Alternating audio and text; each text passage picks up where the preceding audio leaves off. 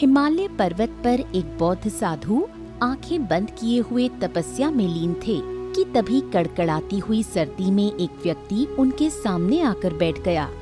बौद्ध साधु आंखें खोलकर उस व्यक्ति की ओर देखकर बोले, क्या बात है? तुम्हारा चेहरा बता रहा है कि तुम्हारा मन अंदर से विचलित है। मैं आपका बहुत बड़ा भक्त हूँ और मैं हर वर्ष हिमालय में शांति तलाशने आता हूँ।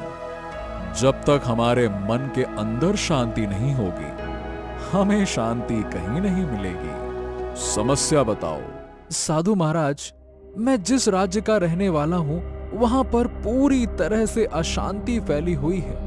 उस राज्य की सारी प्रजा राजा की क्रूरता से परेशान है और अब तो आकाश ने भी पानी बरसाना छोड़ दिया है। किसानों का बहुत बुरा हाल है। हर तरफ तबाही का मंजर है। तबाही ही तबाही है महाराज। बौद्ध साधु रहस्यमयी अंदाज में मुस्कुराते हुए बोले, ठीक है, एक काम करो, अभी तुम यहां से जाओ। अभी समय नहीं आया है। समय आने पर मैं स्वयं तुम्हारे राज्य में आऊंगा। लेकिन साधु महाराज, आपको तो ये भी नहीं पता कि मैं किस राज्य का रहने वाला हूं। जब मैं हिमालय की ऊंची चोटियों से नीचे उतरता हूं तो अराजकता और शांति मुझे अपनी ओर खींच लेती है। इससे आगे की बात तुम्हें समझ नहीं आएगी। तुम तो बस निश्चिंत होकर चले जाओ। वह व्यक्ति बौद्ध साधु महाराज की बात सुनकर चुपचाप वहां से चला गया। यमुनागढ़ राज्य के छोटे से गांव में अंकुश नाम का एक किसान अपने घर पर उदास बैठा हुआ था कि तभी उसकी पत्नी सरला उससे बोली, क्या बात है जी, आप ऐसे उदास क्यों बैठे हैं? अरे कुछ समझ नहीं आता सरला कि आखिर हमारे गांव को ये किसकी नजर लग गई है। 5 वर्ष हो गए हैं वर्षा हुए। खेत की जमीन बंजर पड़ी हुई है। आप उदास क्यों होते हैं? वर्षा न होने की वजह से तो पूरा यमुनागढ़ राज्य पीड़ित है। जब तक राजा पुष्कर जैसा क्रूर शासक यमुनागढ़ राज्य में राज करेगा, मुझे लगता है तब तक सारी प्रजा का इतना ही बुरा हाल होगा। कुछ ही दिनों में बचा कुचा हमारा अनाज भी समाप्त हो जाएगा। समझ नहीं आता उसके बाद हमारे परिवार का क्या होगा। हमारा परिवार भी औरों के परिवार की तरह भूखे मरने की नौबत पर आ जाएगा। तभी वहां पर अंकुश के पड़ोसी धीरू काका आ पहुंचे और रोते हुए बोले, अंकुश बेटा, जल्दी करो, तुम्हारी काकी की तबीयत बिल्कुल ठीक नहीं है। चलो जल्दी से, पता नहीं क्या हो गया है। अरे वो कुछ बोल नहीं रही है। क्या बताए क्या हो गया तुम्हारी काकी को? क्या हुआ काका? आप इतने परेशान क्यों हैं? और आपकी आंखों में ये आंसू क्यों है? सवाल बाद में कर लेना बेटा, जल्दी चलो देखो क्या हो गया। अंकुश धीरू काका के साथ तुरंत उनके घर पर चला गया।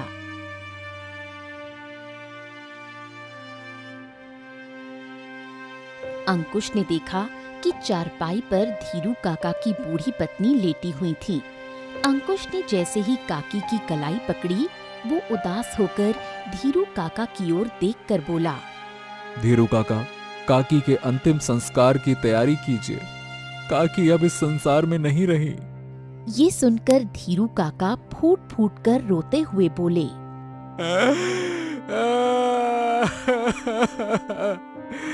जिस बात का मुझे डर था वही हुआ अंकुश।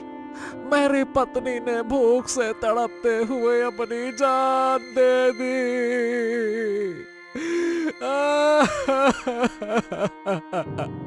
काका, मैंने आपसे कहा था कि अगर आपके पास अनाज नहीं है तो आप मुझसे मांग लेते, परंतु आपने मेरी बात नहीं मानी और देखिए काकी भूखी ही इस संसार से चली गई।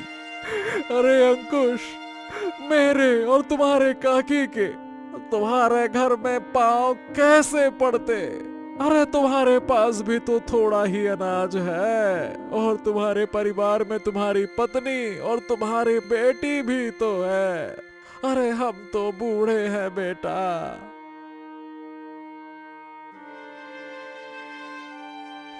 अंकुश ने गांव वालों के साथ मिलकर काकी का अंतिम संस्कार कर दिया।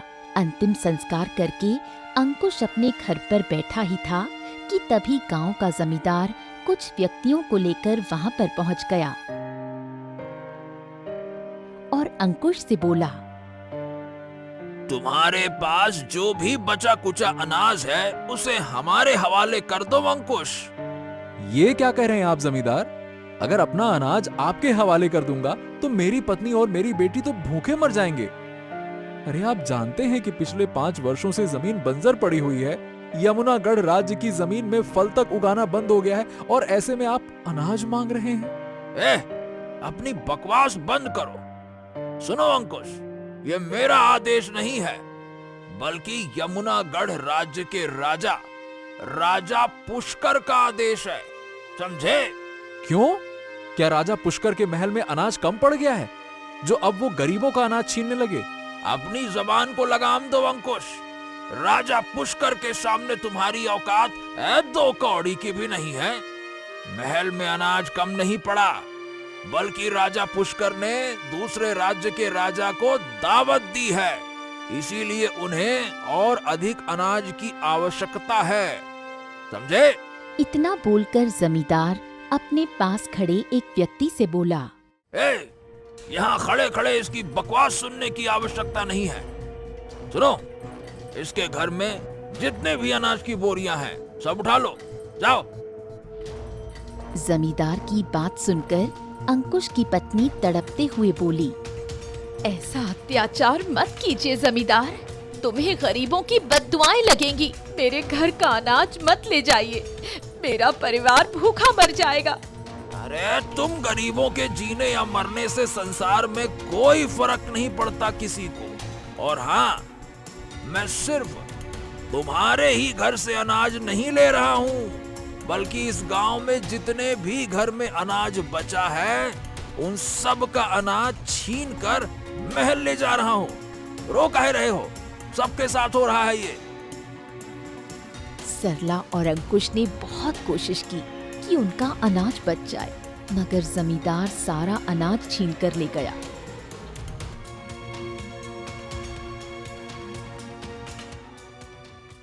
सरला रोते हुए अपने पति से बोली, पता नहीं भगवान हमारी मदद क्यों नहीं करते।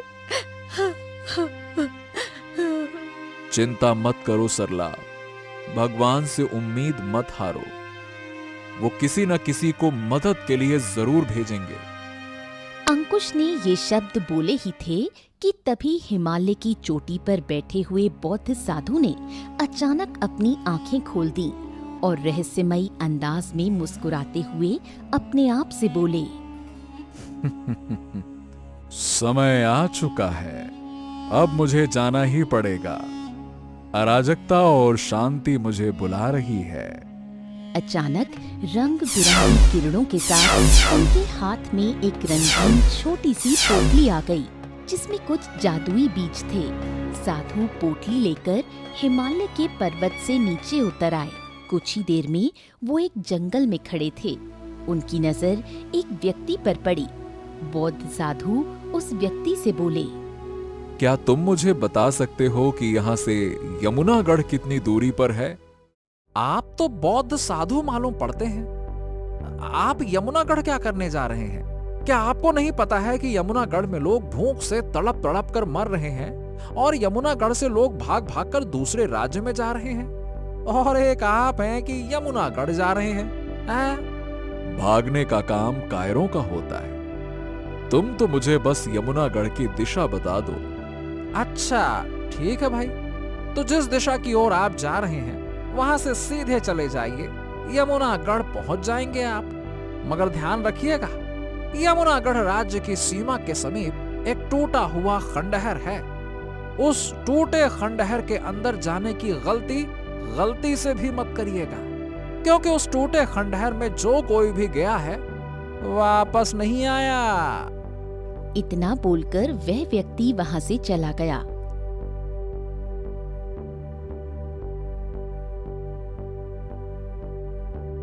बौद्ध साधु सीधी उस दिशा की ओर चलने लगे। तभी उनकी नजर एक बहुत पुराने टूटे खंडहर पर पड़ी। लगता है ये वही टूटा हुआ खंडहर है जिसके बारे में उस व्यक्ति ने मुझे चेतावनी दी थी। ठीक है, मुझे इसके अंदर जाकर देखना चाहिए कि आखिर इसमें ऐसा क्या है जो सैकड़ों निर्दोष लोगों का जीवन निगल गया है। ये वो साधु सीधे उस टूटे खंडहर की ओर चले गए। टूटे हुए खंडहर के चारों ओर घनी झाड़ियां थीं। तभी उनके कानों में एक भारी आवाज टकराई। यहाँ से चले जाओ। बौद्ध साधु बगैर डरे शांति से बोले, तुम जो कोई भी हो, मेरे सामने आ जाओ। यूं डर कर मुझे चले जाने को क्यों बोल रहे हो? तभी रंग बिरंगी किरणों के साथ एक अजीब सा दिखने वाला सर्प मानव उनके सामने खड़ा हो गया, जिसके नीचे का हिस्सा सर्प का था और ऊपर का हिस्सा इंसान का। सर्प मानव बौद्ध साधु की ओर देखकर गुस्से से बोला, लोग मुझसे डरते हैं और तुम मुझे डरपोक बता रहे हो।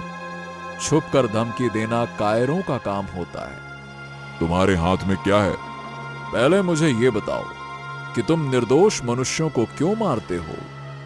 तुमने इस इलाके में अपना डर क्यों फैला रखा है? जिन लोगों को मैं मारता हूं वो मरने के ही काबिल होते हैं। मैं तुम्हारी बात का मतलब नहीं समझा। कोई तो रहस्य है जो तुम मुझसे छुपा रहे हो। साफ साफ बताओ। हाँ, तुमने सही कहा, लेकिन उस रहस्य को तुम्हें बताने से कोई फायदा नहीं, क्योंकि इंसान बड़ा धोखेबाज होता है। और जिन इंसानों को मैंने मारा है, सच तो ये है कि वो तो बहुत पहले ही मर चुके हैं। जो मनुष्य किसी दूसरे मनुष्य के काम ना आ सके, जो मनुष्य किसी दूसरे मनुष्य के दुख को देखकर चुप बैठा रहे, वो मनुष्य जीवित होते हुए भी मरे हुए के समान ही होता है।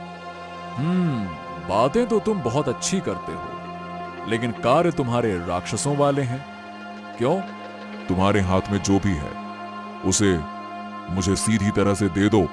किसी भी कीमत पर नहीं। मेरे हाथ में कुछ चमत्कारिक जादुई बीज हैं जो यमुनागढ़ के वासियों के बहुत काम आएंगे। सर्प मानव ने साधु के ऊपर हमला कर दिया।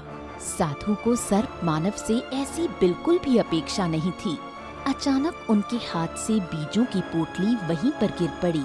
साधु ने तेज आवाज में मंत्र पढ़ने शुरू कर दिए।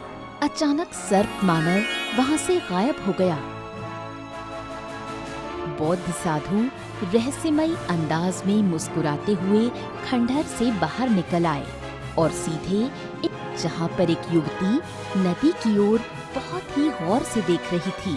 साधु उस युवती की ओर देखकर बोले, तुम इस नदी को गौर से क्यों देख रही हो? लेकिन मेरे पास कोई रास्ता नहीं।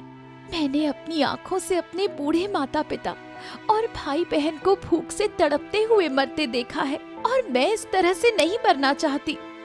तो फिर तुम्हें मुसीबत का सामना करना चाहिए, उनसे लड़ना चाहिए, न कि कायरों और बुजदिलों की तरह नदी में कूदकर अपनी जान देनी चाहिए। अगर तुम्हारे जान देने से तुम्हारे राज्य के ऊपर आई हुई विपत्ति टल जाती है तो तुम खुशी से अपनी जान दे सकती हो, मगर तुम्हारे जान देने से राज्य के ऊपर आई विपत्ति नहीं टलती तो फिर तुम्हारी जान मानवता के लिए बेकार है। इतना बोलकर साधु वहां से चले गए और वो सुंदर युवती साधु को जाते हुए देखते हुए अपने आप से बोली, न जाने क्यों मुझे ऐसा लग रहा है जैसे कि बदलाव आने वाला है। वह युवती उस खंडहर की ओर चली गई। तभी उसकी नजर सामने टूटे हुए खंडहर पर पड़ी। खंडहर के ऊपर आकाश में काले बादल छाए हुए थे और एक सुंदर वृक्ष सीना ताने हुए खड़ा था। उस वृक्ष के ऊपर अलग अलग तरह के हर प्रकार के ताजा और सुंदर फल लटक रहे थे। वह युवती दौड़ती हुई उस पेड़ के नजदीक पहुंच गई। ये पेड़ यहाँ पर कब उगाया? इस पेड़ के ऊपर तो ताजा और सुंदर फल लटक रहे हैं। इतना बोलकर उस युवती ने एक फल तोड़ लिया और उसे खाते हुए बोली, वाह, ये तो बहुत ही स्वादिष्ट हैं। तभी उस युवती ने देखा कि जो फल उसने तोड़ा था, अचानक वहाँ पर दूसरा फल उगाया। इसका मतलब वो बौद्ध साधु चमत्कारिक थे और ये पेड़ भी चमत्कारी पेड़ है। ये तो पूरे यमुनागढ़ राज्य की भूख मिटा सकता है। इतना बोलकर वो युवती दौड़ती हुई अपने गांव आ गई और सारे गांव वालों की ओर देखकर बोली, गांव वालों, बहुत जल्दी बदलाव आने वाला है। अब तुम सबको भूखे मरने की कोई आवश्यकता नहीं। उस युवती की बात सुनकर गांव का एक व्यक्ति निराशाजनक स्वर में बोला, तुम कहना क्या चाहती हो? मैंने टूटे हुए खंडहर के अंदर एक बहुत ही सुंदर वृक्ष देखा है, जहाँ पर अलग अलग प्रकार के ताजे फल लटक रहे हैं। अरे क्यों झूठ बोल रही हो? उस टूटे हुए खंडहर में तो अर्ध सांप का शासन है। मैं झूठ नहीं बोल रही। इतना बोलकर उस युवती ने उस व्यक्ति को एक ताजा सेब पकड़ा दिया। उस व्यक्ति के हाथ में ताजा सेब देखकर गांव में भीड़ एकत्रित हो गई। व्यक्ति युवती की ओर देखकर बोला, यमुनागढ़ की धरती में तो काफी समय पहले से ही फल उगना बंद हो गए थे। इसका मतलब तुम सही कह रही हो? हाँ, मैं सही कह रही हूँ। अगर तुम्हें विश्वास नहीं होता तो तुम स्वयं चलकर देख लो। युवती की बात सुनकर सारे गांव वाले टूटे हुए खंडहर के नजदीक पहुंच गए। वह व्यक्ति खुशी से चीखते हुए गांव वालों से बोला, अरे अरे कितने वर्षों के बाद हमने सुंदर और ताजे फल देखे हैं। ये फल हमारी भूख मिटाने के लिए काफी है। अरे कितना सुंदर है ये। सभी गांव वाले उस पेड़ के फल तोड़कर खाने लगे, मगर जैसे ही वो एक फल तोड़ते तभी दूसरा फल वहाँ पर उगाता। कुछ देर बाद भीड़ में से अंकुश उस युवती से बोला, तुम्हें इस जादुई वृक्ष के बारे में कैसे पता चला? वह युवती अंकुश को उस बौद्ध साधु के बारे में सारी घटना बताते हुए बोली, वह कोई मामूली साधु नहीं लग रहे थे, बल्कि एक चमत्कारिक साधु लग रहे थे। मैं तो आत्महत्या करने जा रही थी, मगर उन्होंने मुझे ऐसा करने से रोका। न जाने उनके शब्दों में ऐसा क्या जादू था कि मेरे कदम स्वयं रुक गए। अंकुश गांव वालों की ओर देखकर बोला, गांव वालों, हमें उन बौद्ध साधु को ढूंढने का प्रयास करना चाहिए। मुझे लगता है कि वो बौद्ध साधु हम सब के लिए अंधेरे में उजाले की एक किरण है। सभी गांव वाले बौद्ध साधु को तलाशने लगे। इधर बौद्ध साधु यमुनागढ़ राज्य के उस छोटे से गांव में टहल रहे थे। तभी उनकी नजर एक बहुत बूढ़े व्यक्ति पर पड़ी, जो कि एक पेड़ के नीचे बैठा हुआ था। बौद्ध साधु उस व्यक्ति के पास जाकर बोले, तुम इस गांव में सबसे बुजुर्ग मालूम पड़ते हो। तुम जरूर कुछ न कुछ जानते होगे। मुझे बताओ, तुम्हारे गांव में वर्षा कब से नहीं हुई है और इस राज्य पर राजा का अत्याचार क्यों और कब से हो रहा है? बूढ़ा व्यक्ति बौद्ध साधु की ओर बहुत गौर से देखता हुआ बोला, साधु महाराज, कुछ समय पहले यमुनागढ़ राज्य में राजा पुष्कर के पिता का शासन हुआ करता था। उस समय यमुनागढ़ की प्रजा बहुत ही अहंकारी और मतलबी थी, जो केवल स्वयं से मतलब रखती थी। राजा पुष्कर के पिता के मरने के बाद राजगद्दी की बागडोर राजा पुष्कर के हाथों में आ गई और उसने राजगद्दी पर बैठते ही यमुनागढ़ के वासियों पर अत्याचार पे अत्याचार करना शुरू कर दिया। मगर यमुनागढ़ की जनता ने राजा पुष्कर के खिलाफ कभी आवाज नहीं उठाई। वो अत्याचार देखकर भी आंखें बंद किए बैठी रही। ये यमुनागढ़ की प्रजा अपने ही कुकर्मों का फल भुगत रही है। और ये सर्प मानव का क्या किस्सा है? वो क्यों लोगों को मारता है? जिस सर्प मानव को यमुनागढ़ की प्रजा बुरा भला बोलती है और उससे डरती है, अरे सच तो ये है कि उसके बलिदान के कारण ही यमुनागढ़ की प्रजा आज जीवित है, नहीं तो कब की मौत के आगोश में समा जाती। मैं तुम्हें पूरी बात बताता हूँ। राजा पुष्कर अपने मंत्री के साथ एक घने जंगल में खड़ा हुआ था। मंत्री जी, तुमने तो कहा था कि वो राक्षस की पुजारन यहीं रहती है, मगर यहाँ तो मुझे कोई भी दिखाई नहीं दे रहा है। धीरज रखिए महाराज, अभी कुछ समय बाद वो स्वयं आपको दिखाई दे जाएगी। तभी अचानक एक कुरूप दिखने वाली औरत वहाँ पर आकर राजा की ओर देखकर बोली, तुम यहाँ पर क्यों आए हो राजा पुष्कर? मुझे इस संसार का सर्वशक्तिमान राजा बनना है और मैं सारे संसार पर शासन करना चाहता हूँ। तुम्हारी इच्छा राक्षस पूरी कर सकता है, मगर इसके बदले में जो वो चाहता है तुम्हें उसे देना होगा। मैं संसार का सर्वशक्तिमान बनने के लिए कुछ भी करने को तैयार हूँ। बोलकर बूढ़ा व्यक्ति चुप हो गया और कुछ देर बाद बोला, उसके बाद यमुनागढ़ राज्य में बारिश होना बंद हो गई। सभी जगह भूखमरी फैल गई। राजा पुष्कर ने क्रोध में आकर मोहन के परिवार की हत्या कर दी और बदले की भावना में अपनी प्रजा से अनाज छीन छीन कर अपने महल में ले गया। उसका अत्याचार आज भी जारी है। तभी वहाँ पर गांव वाले बौद्ध साधु को तलाशते हुए पहुँच गए। बौद्ध साधु सभी गांव वालों की ओर देखकर रहस्यमयी अंदाज में बोले, तुम सब गांव वालों के चेहरे बता रहे हैं कि तुम्हारी भूख समाप्त हो चुकी है। तुम मेरे जादुई बीजों के द्वारा उगाए हुए वृक्ष के ताजे फल खाकर आ रहे हो। तभी गांव वालों की भीड़ में से अंकुश बौद्ध साधु से बोला, आपने बिल्कुल सही कहा साधु महाराज, हमने बरसों बाद ताजे फल खाए हैं। आप हमारे गांव में ही बस जाइए ना, यहां से कहीं मत जाइए। जिस पेड़ के तुम फल खाकर आ रहे हो वो मेरे जादुई बीजों के द्वारा उगा हुआ पेड़ है, परंतु अगर तुमने अपने अंदर की कायरता को खत्म नहीं किया और अपने किए की क्षमा नहीं मांगी तो विश्वास करो वो जादुई पेड़ भी फल उगाना बंद कर देगा, क्योंकि कायरों की बस्ती में ताजे फल नहीं उगा करते। साधु की बात सुनकर गांव वाले बुरी तरह से चौंक पड़े। मैं आपकी बात का मतलब नहीं समझा साधु महाराज। मतलब तुम अच्छी तरह से समझ रहे हो कि मैं क्या कहना चाहता हूं।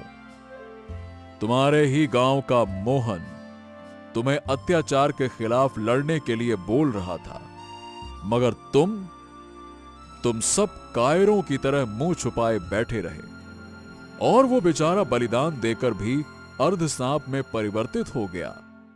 केवल बुराई करना ही पाप नहीं होता, बुराई को देखकर उसे ना रोकना उससे भी बड़ा पाप होता है। बौद्ध साधु की बात सुनकर सभी गांव वालों के चेहरे पर पश्चाताप के भाव छलकने लगे। अभी कुछ नहीं बिगड़ा है। अगर तुम चाहते हो कि सब कुछ पहले जैसा हो जाए तो अपने मन में डर को समाप्त करके मेरे साथ राजा पुष्कर के महल चलो। विश्वास करो, जैसे ही तुम अपने मन में डर को समाप्त करोगे तुम्हारी ये बंजर जमीन हरी भरी हो जाएगी और फिर तुम्हें मेरे जादुई पेड़ के फल खाने की आवश्यकता नहीं पड़ेगी। न जाने उस बौद्ध साधु की बातों में ऐसा क्या था कि सभी गांव वाले अपना सर झुकाकर उसकी बात मानने के लिए तैयार हो गए। कुछ ही देर में वो सब राजा पुष्कर के महल में राजा पुष्कर के सामने खड़े हुए थे। कौन हो तुम? मैं एक साधु हूं जो तुम्हें बताने आया हूं कि तुम जो कुछ भी कर रहे हो वो गलत है और तुमने जो कुछ भी किया है वो पाप था। अच्छा, तो तुम मेरे राज्य की प्रजा को भड़का रहे हो? नहीं राजन, मैंने तो तुम्हारी प्रजा को कायर से वीर बना दिया है। जरा सोचो, मेरे जाने के बाद ये वीरता धीरे धीरे करके तुम्हारे राज्य में फैल जाएगी और जब प्रजा बागी हो जाती है राजन, तो फिर बड़े बड़े राजा को अपनी जान बचाकर भागना पड़ता है। ये सुनकर राजा पुष्कर बुरी तरह से डर गया और उदास होकर साधु से बोला, अब मुझे अपनी गलती का एहसास है। मैं ऐसा क्या करूं जिससे मेरे सारे पाप धुल जाएं? तुम सिंहासन पर बैठने के लायक नहीं हो राजा पुष्कर। सिंहासन से उठो और चलो मेरे साथ हिमालय की ओर। तुम्हें वहां शांति मिलेगी। तुम्हें वहां समझ में आ जाएगा कि इस संसार में शासन करने से ही शांति नहीं मिलती, बल्कि शांति मन के अंदर लाने से मिलती है। ईश्वर से क्षमा मांगो, वो क्षमा कर देंगे। राजा पुष्कर उसी समय सिंहासन से उठकर खड़ा हो गया और साधु के पैरों में गिरता हुआ बोला, न जाने आपके शब्दों ने मेरे ऊपर ऐसा कौन सा जादू कर दिया है कि मुझे अब बहुत ही ज्यादा आत्मग्लानि महसूस हो रही है। मैं सब कुछ छोड़ने के लिए तैयार हूं। बौद्ध साधु राजा पुष्कर को लेकर वहां से चले गए। राजा पुष्कर के जाते ही अचानक वर्षा होने लगी और अर्ध सांप अपने असली रूप में आ गया और वहां पर सब कुछ सही हो गया।